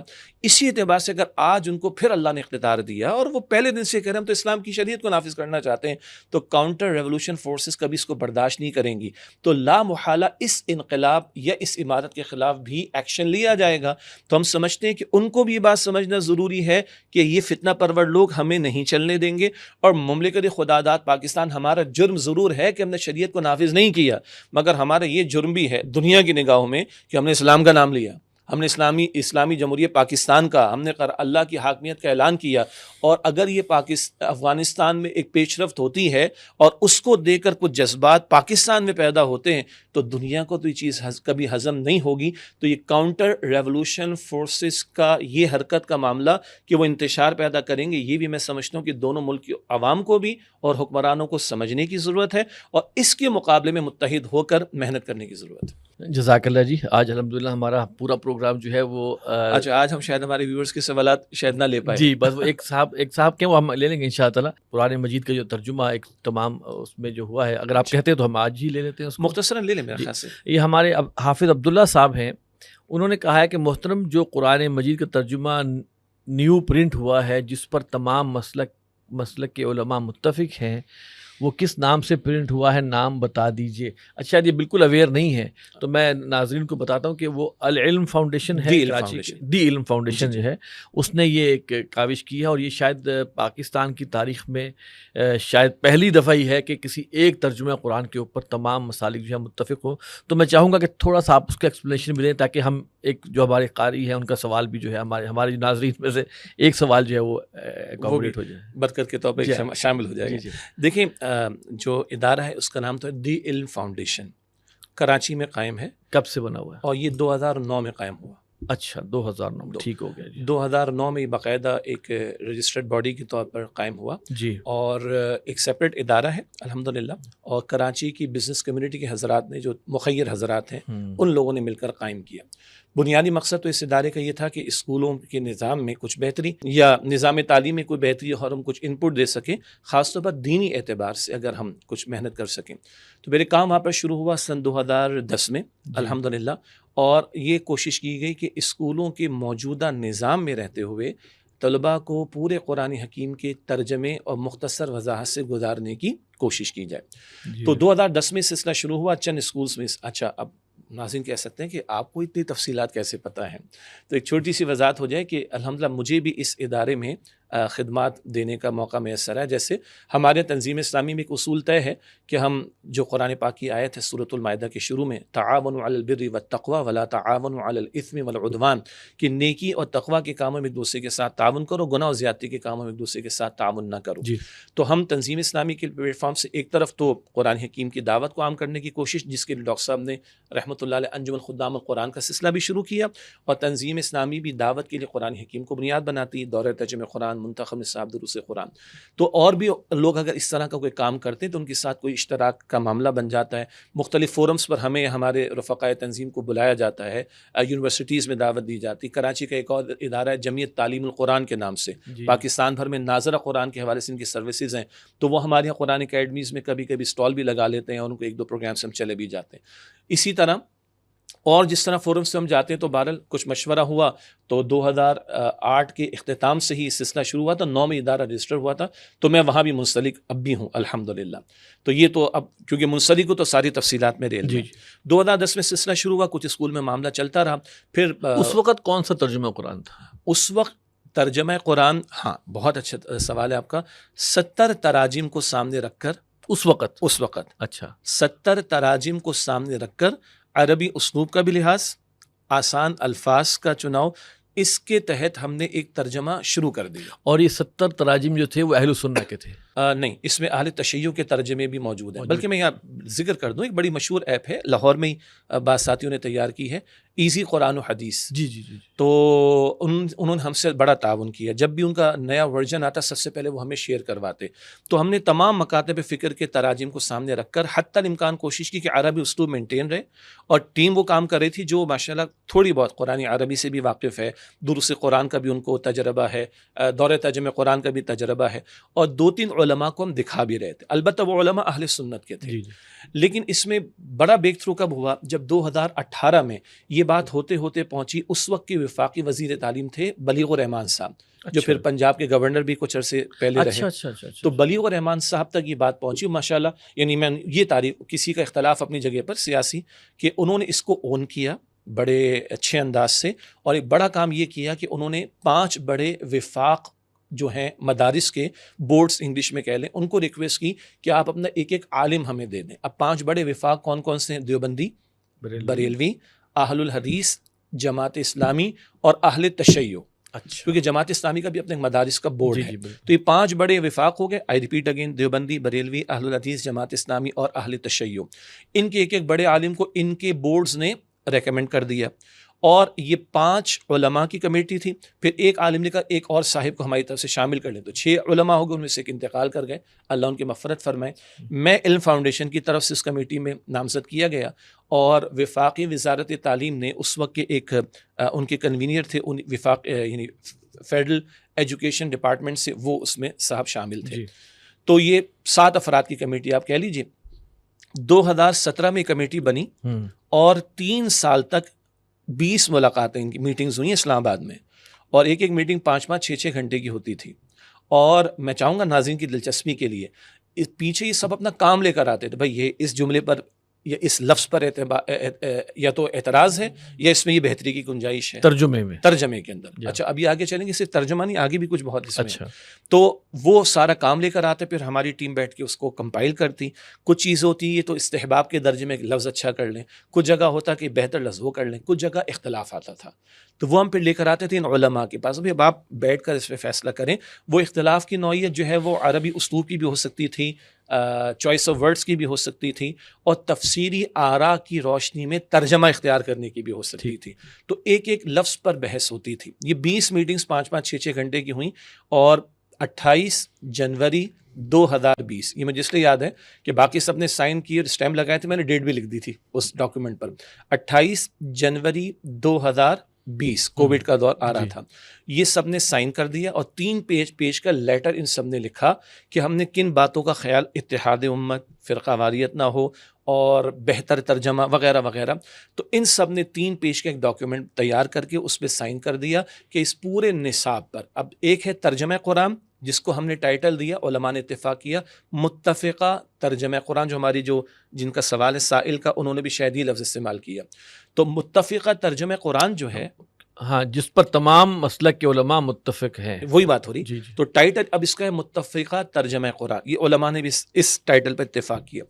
البتہ جو ہماری علم فاؤنڈیشن کی کتابیں ہیں نا آصف صاحب, اس میں پیغمبروں کے واقعات بھی شامل, صورتوں کا تعارف بھی شامل, اور کچھ ہم جس کو کہتے ہیں مورل لیسنس کہتے ہیں وہ بھی شامل, اور ایکسرسائزز بھی شامل. ان سب کا بھی علماء نے ریویو کیا ہے. اور یہ ٹوٹل 7 پارٹس ہیں, 7 حصے ہیں, جس میں پورا قرآن پاک مکمل ہوا. تو صرف ترجمہ نہیں, صورتوں کا تعارف, پیغمبروں کے واقعات, مختصر سی تشریح, مورل لیسنس اور ایکسرسائزز, اس سب پر ان تمام علماء کا اتفاق ہوا. احادیث بھی اس میں ہم نے شامل کی ہیں, اور حالانکہ اہل تشیع بھی, یعنی ان کے بھی عالم موجود ہیں, وہ احادیث مبارکہ جو اہل سنت اہل تشیع کے ہاں موجود ہیں متفقہ طور پر, ان کو شامل کیا گیا. ایک ایک حدیث کے ترجمے پر بھی سب کا اتفاق ہے. احادیث کہاں آ سکتی ہیں؟ صورتوں کے شان نزول میں, کسی صورت کی فضیلت میں, یا کسی نقطے کی اہمیت کے اعتبار سے. تو یہ سارا کانٹینٹ ہے جس میں تمام علماء نے اتفاق ہے. اور بالکل آپ نے بجا فرمایا کہ اس نوعیت کی کوئی مثال پاکستان کی یا شاید دنیا میں بھی ہم پیش نہ کر سکیں. آپ نے اس میں جو اختلافی معاملات تھے, میں ابھی بہت 2 بڑے دھڑوں کی بات کرتا ہوں, شیعہ اور سنی. وہ جو اختلافی معاملات فقہی ہوں یا جو بھی ہوں, اس کو ٹچ ہی نہیں کیا نا. ہاں, اب دیکھیں عقیدہ امامت ان کا جو ہے وہ ہمارے ہاں ایک ایکسیپٹڈ نہیں ہے. جی بالکل. تو اب وہ اپنی بہت سی چیزوں کی دلائل جو ہے وہ شاید وہاں سے بھی دیتے ہیں. ہاں, لیکن وہ بحث میں آئی نہیں بات. الحمدللہ بڑی عجیب بات لگ رہی ہے نا, لیکن تو شائع شدہ موجود ہے. اور ناظرین کی تسلی یا خوش بھی ہوں گے انشاءاللہ. 1,30,00,000 اسٹوڈنٹ سے زیادہ بچوں کے ہاتھ میں یہ متفقہ ترجمہ موجود ہے. اور میں مبارکباد دوں گا, پہلے بھی ہم نے دی فیڈرل گورنمنٹ, پنجاب گورنمنٹ, کے پی گورنمنٹ. کے پی نے سب سے پہلے لیا, پھر فیڈرل اور پنجاب نے لیا. ان تینوں حکومتوں میں یہ طے شدہ ہے کہ 9ویں سے 12ویں میں 50 نمبر کا کمپلسری پیپر قرآن پاک کے ترجمے کا ہو رہا ہے. کتنا ہوگا اس کا نصاب کتنا بنے گا؟ جی 6ٹھی سے لے کے 12ویں تک یہ 7 حصے بنتے ہیں. اوکے. 6ٹھی سے لے کے 12ویں تک. اور ایگزام ہو رہا ہے بورڈ کا 9 سے 12 میں. تو اگر میں 9 سے 12 کی بات کروں تو یہ تقریباً قرآن پاک کا 75% تو کور اس میں ہو رہا ہے. اور 6ٹھی 7ویں 8ویں میں بقیہ کور ہو رہا ہے. کمپلسری پیپر ہونا کوئی آسان بات تھی؟ یہ بھی حکومتوں نے طے کیا. سندھ گورنمنٹ ابھی فیصلہ نہیں کر سکی. آزاد کشمیر ہو جائے گا انشاءاللہ. بلوچستان میں کوشش چل رہی ہے, گلگت بلتستان میں کوشش چل رہی ہے. 8 کروڑ بچہ اسکولوں میں. خدا کی قسم یہ علماء نے کہا کہ اگر ترجمے سے بھی گزر جائیں گے تو کم سے کم ملحد نہیں بنیں گے, کم سے کم جو ہے وہ ایتھیسٹ نہیں بنیں گے. یہ بنیادی عقیدے ان کے محفوظ رہیں گے. اور اس سے آگے اللہ خیر. تعالوا الی کلمۃ سواء بیننا و بینکم کی یہ ایک بڑی خوبصورت مثال ہے. اور میں یہ عرض کرتا ہوں ان علماء سے بھی, انہوں نے بھی کوشش کی. میں نے کہا علماء پر ایک بحث ہے نا, مطلب بڑے بڑے مفتیان کرام نے کہا, ینگ بھی اور ایجڈ بھی, کہ ہم یونیورسٹیز میں جانے قرآن پڑھاؤ. تو کس کا قرآن پڑھائیں؟ بریلویوں کو پڑھائیں, ڈاکٹر اسرار کا پڑھائیں, مودودی صاحب کا پڑھائیں, دیوبندیوں کو پڑھائیں, اہل حدیثوں کو پڑھائیں. تو آپ کہتے ہیں بھائی یہ پڑھا دو. کم سے کم ایک بیسک ترجمہ تو پورا ہو گیا, اور بیسک کانٹینٹ بھی تعارف کے حوالے سے, مورل ایسنس کے حوالے سے. مطلب وہ بچہ وہ پڑھ رہا ہے منافق کی نشانیاں بھی پڑھ رہا ہے حدیث میں, وہ پڑھ رہا ہے ملاوٹ کرنے والا ہم میں سے نہیں, وہ پڑھ رہا ہے ماں باپ کو دیکھنا جو ہے وہ کس قدر اس کا اجر ہے. یہ تو سمجھیں کہ ریفارمیشن ہے ایک, جسے کہنا کہ ایک نئی نسل کو جو ہے وہ آپ کھڑا کر رہے ہیں. اور وہ پڑھ رہا ہے کہ امتی ناتے دعوت کا کام میرا فرض ہے. یہ بھی پڑھ رہا ہے وہ, سبحان اللہ, وہ یہ بھی پڑھ رہا ہے کہ حضور کا مشن تھا اللہ کے دین کا. اچھا, یہ ہمارے آئین کا بھی حصہ ہے نا کہ ریاست ذمہ دار ہے. جی, آرٹیکل 31 میں غالباً کہ کتاب و سنت کی تعلیم کی فراہمی اور عمل درآمد کے مواقع فراہم کریں. اچھا, اب آپ جب یہ ذکر کرے تھے تو میرے ذہن میں اسیر مالٹا شیخ الہند کا جو آ رہا تھا کہ میں نے جیل کی تنہائیوں میں جب امت کے زوال کا سبب جو جانا, وہ ایک تھا آپس کی فرقہ واریت اور دوسرا قرآن سے دوری. اور پھر مفتی شفیع صاحب رحمت, بلکہ میں آپ کی اجازت سے ناظرین کی اطلاع کے لیے ایک کتابچہ ہم انجمن خدام القرآن تنظیم اسلامی کے پلیٹ فارم سے فراہم کرتے ہیں, وحدت امت, مفتی شفیع صاحب کا رحمۃ اللہ علیہ. ہمارے بارے میں بعض مرتبہ یہ گمان ہے اور علماء سے بعد ہے. بھائی یہ کتابچہ مجھے پتہ ہے کہ اس مکتب فکر میں کم چھپ رہا ہے, ہم آج تک چھاپ رہے ہیں, آپ اسی کا حوالہ دے رہے ہیں. مفتی شفیع صاحب رحمۃ اللہ علیہ کا خطاب ہے, وہ کتابچے کی شکل میں وحدت امت. اس میں مفتی شفیع صاحب رحمۃ اللہ علیہ نے یہ شیخ الہند کا ذکر فرمایا کہ امت کے زوال کے 2 اسباب, قرآن سے دوری اور آپس کے اختلافات. مفتی شفیع صاحب فرمایا کہ مسئلہ ایک ہے, قرآن سے اگر واقعتاً تعلق ہوگا تو یہ تفرقے بھی ختم ہو جائیں گے. اللہ اکبر. پھر آگے ایڈ کرتے ہیں تو حضرت شیخ الہند رحمۃ اللہ علیہ 80 برس کے تھے. اس بڑھاپے میں وہ کہتے ہیں کہ میں یہ مشن لے کر آیا ہوں کہ بچوں کے لیے ناظر قرآن درست کرنے کے مکاتب کا قیام ہو, اور بڑوں کے لیے انورٹڈ کاما عوامی درس قرآن. یہ اصطلاح تھی شیخ الہند کی رحمۃ اللہ علیہ. اور اس خطے میں مولانا احمد علی روحری رحمۃ اللہ علیہ, آگے ہم بات کو بڑھائیں تو ڈاکٹر اسرار صاحب رحمۃ اللہ علیہ نے اصطلاح استعمال کی عوام کو قرآن سے جوڑنے کی بات, رجوع القرآن کی بات. الحمدللہ. اور میں سمجھتا ہوں یہ اسی کا تسلسل, ہمارے اسلاف کا تسلسل ہے کہ آج اس قوم کو ایک متفقہ ترجمہ قرآن ریاستی سطح پر مل گیا. تمام علماء کا اتفاق, ریاست کی اونرشپ, اور اب 1 کروڑ 30 لاکھ بچہ پڑھ رہا ہے. مجھے معلوم ہے ابھی معیار مطلوب پر پہنچنے میں ٹائم لگے گا. 75 برس اگر دینے میں لگ گئے تو پڑھانے میں 20-25 برس لگنا کوئی بڑا مسئلہ نہیں ہے. اور قرآن وہ کلام ہے جو اللہ چاہتا ہے کہ 4 برس کا مسلمان کا بچہ ہو یا 100 برس کا مفتی اعظم کیوں نہ ہو, فجر ظہر عصر مغرب عشاء قرآن قرآن قرآن قرآن. بارہ اس میں تفصیلات اور بھی ہیں, بس ناظرین کی دلچسپی کے لیے, اور آپ کامنٹس میں اگر ڈال سکیں کہ جو علم فاؤنڈیشن کی ویب سائٹ ہے TIFTIF, دی علم فاؤنڈیشن TIFTIF.edu.pk, مزید تفصیلات وہاں سے مل جائیں گی, بکس بھی مل جائیں گی, ویڈیوز بھی مل جائیں گی, تعارف بھی مل جائے گا. اور میں عرض کرتا ہوں کہ اچھے بھلے دینی طبقات کے بھی علم میں نہیں ہے کہ اتنا بڑا کام اس مملکت خداداد میں ہو گیا. تو کوئی تو کام اللہ نے اس خطے سے لینا ہے, جس میں ایک یہ پازیٹیو بات بھی آج میں سمجھتا ہوں کہ ہمارے ناظرین کے سامنے. اچھا, اس میں اب 2 سوال. جی, ایک تھوڑا سا لائٹر نوٹ پہ. جی جی, کہ آپ امیر تنظیم اسلامی ہیں, اور تنظیم اسلامی کی مصروفیات میں سے آپ کیسے ٹائم نکال سکتے ہیں کیسے نکال سکتے ہیں کسی اور کام کے لیے؟ صحیح, ماشاء اللہ. دیکھیے, جیسے وضاحت بھی آ گئی کہ یہ علم فاؤنڈیشن قائم ہونا شروع ہوا 2008 کے اینڈ پر, لیکن قائم ہوا, رجسٹر ہوا 2009 میں. اور جو حضرات ہیں وہ کراچی کے ہمارے بہت محترم احباب میں سے ہیں, بڑے ہیں, بزرگ ہیں سب ماشاء اللہ. تو انہوں نے مشورے کے لیے کہا کہ بیٹا آپ تھوڑا سا اس میں ٹائم دیں. ہم نے اپنے بڑوں سے اجازت لی. اس وقت آپ رفیق تنظیم تھے؟ اس وقت میں رفیق تنظیم تھا, قرآن اکیڈمی میں بھی ذمہ داری تھی, تنظیم میں بھی ذمہ داری تھی. تو ہمارے استاد, ہمارے سینئر رفقا جانتے ہیں, یہ نوید احمد صاحب مرحوم. تو میں نے ان سے کہا جی یہ اس طرح بولا ہاں بھائی اپنے لوگ ہیں اور ہم سے تعاون بھی کرتے ہیں دورہ ترجمہ قرآن میں, تو آپ ان کو تھوڑا وقت دے دیں. پھر سابق امیر تنظیم عاقب سعید صاحب کے علم میں بھی آیا, تو میں نے کہا یہ کام اس طریقے پر. تو ایک میں یونیورسٹی میں پڑھاتا تھا کہ وہ ایک انہوں نے کہا ایک چیز چھوڑنا پڑے گی, میں نے یونیورسٹی میں کوئی اور بھی پڑھا لے گا, یہ کام اللہ کی توفیق سے, تو انہوں نے اس کی اجازت دی. اور ہم نے پہلے کہا کہ تنظیم تو مشترکہ معاملات کے اندر تعاون کی کوشش کرتی ہے. ہاں تنظیم اسلامی کی عمارت کی ذمہ داری 2020 میں آئی, اور یہاں معاملہ کب ہوا, بلکہ خوش یعنی پہلے کب حسن اتفاق دیکھیے نا 28 جنوری 2020 کو سائن آف ہوا اور اگست 2020 میں تنظیم اسلامی کی ذمہ داری آئی ہے. البتہ بڑی دلچسپ بات ہے, میں ہمارے جو اس ادارے کے ٹرسٹیز ہیں انہوں نے بہت کرم فرمائی کی, تعاون بھی کیا.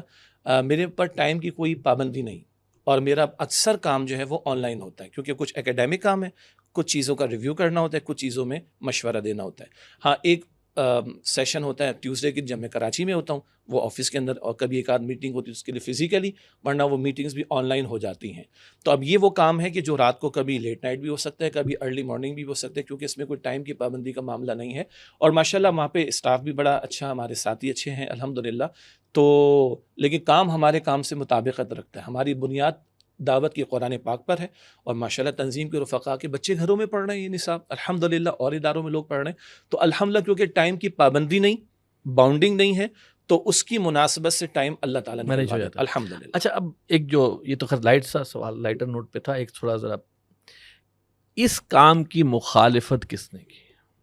کیا یہ کوئی ایسا موقع بھی آیا کہ کچھ لوگ اس کام کی مخالفت میں کھڑے ہوئے ہوں کہ بھائی یہ کیا کر رہے ہو, کہ سارے مکاتب فکر کا ایک ترجمہ قرآن ہو ہی نہیں سکتا, یہ تو کوئی اور سازش ہے, یہ ہوتا ہے نا. اس کے دوران میں میں سمجھتا ہوں کہ جو یہ کام ہوا ہے کہ ایک تو کم از کم ایک بات تو کنفرم ہے کہ جو دین کے مخالفین ہوں گے, وہ تو اغیار ہیں, جو بھی ہے, ان کو تو یہ بالکل نہیں بھائے گا کہ یہ قرآن سمجھے. وہ جو لبرلز ہیں, سیکولر ہیں, کہ قرآن پڑھایا جائے ترجمے کے ساتھ, وہ تو بالکل ان کو تو ہم نے. لیکن ہمیں جو اہل دین حضرات میں سے کوئی کسی نے کہا, یا بعض میں فرقہ واریت کا رنگ زیادہ چڑھا ہوتا ہے, جی کوئی ایسی مشکل پیش آئی؟ 2-3 پہلو میں چاہوں گا کہ آ جائیں. پہلے تو جب یہ کمیٹی بنی, اور کمیٹی میں جو حضرات تھے, اور پہلے میٹنگ کے اندر میں یہ کہہ دیتا ہوں کوئی مسئلہ نہیں, کیونکہ ان حضرات کے سامنے بات موجود ہے, تو وہیں پہلے اختلاف ہوا, کیونکہ حکومت نے کمیٹی تو بنا دی, لیکن ابھی کمیٹی کے ٹرمز آف ریفرنس بنیں گے, کس طرح کام چلے گا. تو سچی بات تھی کہ پہلی میٹنگ میں بڑا شدید اختلاف ہوا, اور بڑی میں سمجھتا ہوں کہ اس میں اللہ نے خیر فرمائی. بھائی کسی نے کہا کہ ہمارے بزرگوں کے ترجمے کا کیا ہوگا, بہت ویلڈ ایک بات تھی, اور بڑے بڑے ہمارے بزرگوں کے ترجمے موجود ہیں. تو ایک بڑے عالم نے کہا ان میں سے کہ بھائی میرے بزرگوں کو میں پڑھ لوں گا, تمہارے بزرگوں کو تم پڑھ لینا, اور جو ان سے عقیدت رکھے گا پڑھ لے گا. اگر ریاست یہ مان رہی ہے کہ ہم نے بچوں کو پڑھانا ہے, تو 8 یہ تعداد اب میں عرض کروں 8 کروڑ بچہ اگر اسکولوں میں جاتا ہے, اور ہم رکاوٹ بنیں گے, تو کل 8 کروڑ بچوں کے 16 کروڑ ہاتھ ہوں گے, اور ہماری گردنیں ہوں گی کہ تم رکاوٹ کیوں بنے. بڑی ویلڈ بات تھی. تو انہوں نے کہا کہ نہیں, اگر یہ ایک موقع مل رہا ہے, ایک ادارے نے کام کیا, وہ تو 2010 سے ہم کر رہے تھے, کمیٹی 2018 میں 17-18 میں بنی, 17 میں بنی, پھر 18 سے ایفیکٹولی کام زیادہ ہوا. تو انہوں نے کہا کہ ہم رکاوٹ اس میں نہ بنے. تو یہ تو انٹرنل معاملہ ہو گیا. اور ہر مکتب فکر میں آپ کو پتہ ہے کہ غالی قسم کے لوگ ہوتے ہیں, یعنی متشدد قسم کے لوگ ہوتے ہیں. تو 2-4 پاکٹس اس طرح کی بات آئی, یہ تو ہو ہی نہیں سکتا, سوال ہی پیدا نہیں ہوتا, اس کا مطلب آپ تحریف کریں گے, یہ کریں گے, وہ کریں گے. تو ان علماء نے کہا یار ان کو کہنے دو, ہم سب بیٹھے ہوئے نا, ہمارے اپنے اپنے مدارس ہیں, ہمارے اپنے اپنے اساتذہ, ہمارے پاس اپنا پورا ایک تجربہ ہے, اور ہم نے فصاحت ہے, بلاغت ہے, وفاق ہے, ہمارے پاس وفاق ہے, سب کچھ ہم نے پڑھا ہے, بولنے دو. تو ہاں چند افراد کی طرف سے شروع میں باتیں آئیں, اس کے بعد تو یہ معاملہ ٹھنڈا پڑ گیا. ماضی قریب میں 1-2 حضرات کی طرف سے کچھ شدید مخالفت پیش کرنے کی کوشش کی گئی, لیکن دلچسپ بات ہے کہ ان 5 مکاتب فکر کے علماء کی طرف سے کوئی بات ہمارے پاس نہیں آئی. ہاں عوام میں سے کوئی بات اس طریقے کی آئی, تو پتہ چلا کہ عوام کو پتہ ہی نہیں کہ کام ہوا. تو پھر ہم نے یہ کیا کہ بھائی یہ ویب سائٹ ہے, جیسا میں نے ویب سائٹ ہی کہا, آپ جائیے کتابیں کھولیں, ہر کتاب کے شروع میں علماء کا لیٹر موجود ہے, علماء نے کن باتوں کا خیال رکھا, پھر کتاب پڑھ جائیے, اور کسی ایک آیت کے ترجمے پر اختلاف ہے تو آ جائیے, کسی ایک آیت کی حدیث کے ترجمے پر اختلاف ہے تو آ جائیے. بلکہ میں آپ کو لائٹر سائڈ پہ ایک بات بتاؤں, انہی میں ایک بڑے عالم ہیں, بریلوی مکتب فکر سے, بڑا شفقت کرتے ہیں, میں ان کا بڑا ریکارڈ کرتا ہوں. تو ان کو پتہ ہے کہ میں ڈاکٹر اسرار صاحب کا شاگرد ہوں رحمۃ اللہ علیہ, اور تنظیم اسلامی سے وابستگی ہے. میں ناظرین نوٹ کیجیے گا اس چیز کو. انہوں نے کہا کہ بھائی اب اگر کوئی آ کر یہ کہے نا آپ کی وجہ سے کہ آپ بھی اس ادارے کے تھے, کہ ڈاکٹر اسرار صاحب کا مثال کے طور پر تو میں کہوں گا کہ ڈاکٹر زراعت صاحب کا نہیں، نہ یہ شجاع الدین شیخ، یہ ہم سب کا متفقہ ہے. تو مخالفت آئے بغیر تو پتہ کیسے چلے گا بھائی کہ آپ صحیح راستے پہ جا رہے ہیں؟ تو شروع میں آئی، میں نے ذکر کیا، درمیان میں کچھ پاکٹس آئی، اور ابھی ماضی قریب میں تھوڑا شدت کے ساتھ کچھ معاملہ آیا. لیکن جب لوگوں کو پتہ چلا کہ بھائی حقیقت یہ ہے، اتفاق ایسے ہوا، کانٹینٹ یہ ہے، مواد یہ ہے، اتفاق ایسے ہوا، تو پھر ان حضرات نے اس بظاہر تھوڑی سی جو شدت کے ساتھ مخالفت اٹھی اس کو خاطر میں وہ نہیں لائے. اور اللہ کا شکر ہے کہ ابھی یہ سلسلہ آگے اللہ کی توفیق سے تو میں سمجھتا ہوں کہ ایک آج کل کے دور میں تو ایک انہونی سی بات تھی جی کہ جتنے گہرے فرقے واریت کی جڑیں ہو چکی ہیں، جی اس میں اگر ایسی کوشش ہوئی ہے اور اس کو الحمدللہ اتنے آپ نے بتایا کہ 1 کروڑ 30 لاکھ بچے کم از کم ان پڑھ کے ہاتھ رہے میں ہیں، تو یقیناً یہ بہت بڑی سعادت کی بات ہے. بہرحال جزاک اللہ، آپ نے اس کو ایکسپلین بھی کر دیا، اگرچہ ہمارا حالات حاضرہ پر تھا، لیکن بہرحال یہ بھی حالات حاضرہ ہے کہ اس وقت 1 کروڑ 30 لاکھ بچے اس حالات حاضرہ میں، جبکہ پوری دنیا کی طرف سے جو ہے نا شیطانیت برس رہی ہے، دجل برس رہا ہے موبائل میں، ہر چیز میں، تب بھی یہ اللہ تعالیٰ کے دین کا کام جو ہے یہ چل رہا ہے. آپ کی بات بلند ہوتی ہے. یعنی ہم سب کو یاد ہے جنرل مشرف کے دور میں سورہ توبہ، سورہ انفال، سورہ احزاب، سورہ ممتحنہ، انفال بدر، توبہ میں تبوک، احزاب میں غزوہ احزاب، ممتحنہ میں کافروں کے بارے میں تمہارا طرز عمل کیا ہونا چاہیے. یہ 4 صورتیں تھیں نصاب کے اندر، سب نکال دی گئی. ایک طرف یہ ہوا، اور بخدا کبھی کبھی اب تو ہو چکا ہے ورنہ سمجھ نہیں آتی کہ کیسے، بخدا میں یہ کہہ رہا ہوں، حلف اٹھا کر کہہ سکتا ہوں، ایک طرف سب کچھ نکالا گیا اور اس وقت یہ ریاست نے اون کیا ہوا اس کو. اللہ کی اپنی شان ہے، وَمَكَرُوا وَمَكَرَ اللَّهُ وَاللَّهُ خَيْرُ الْمَاكِرِينَ. جزاک اللہ جی. ناظرین، یہ تھا ہمارا پروگرام جولائی 2025 امیر سے ملاقات. اس پروگرام کے بارے میں اپنی رائے بھی ضرور دیجیے گا، اور آپ سوالات اگر پوچھنا چاہیں تو وہ بھی، ہمارا ای میل ایڈریس ہے markaz@tanzeem.org. آپ اس پہ ہمیں سوالات بھیج سکتے ہیں اور ہم کوشش کریں گے کہ ان کے جوابات امیر تنظیم سے لے کے آپ تک پہنچائیں. اگلے پروگرام تک کے لیے اجازت دیجیے. السلام علیکم ورحمۃ اللہ وبرکاتہ.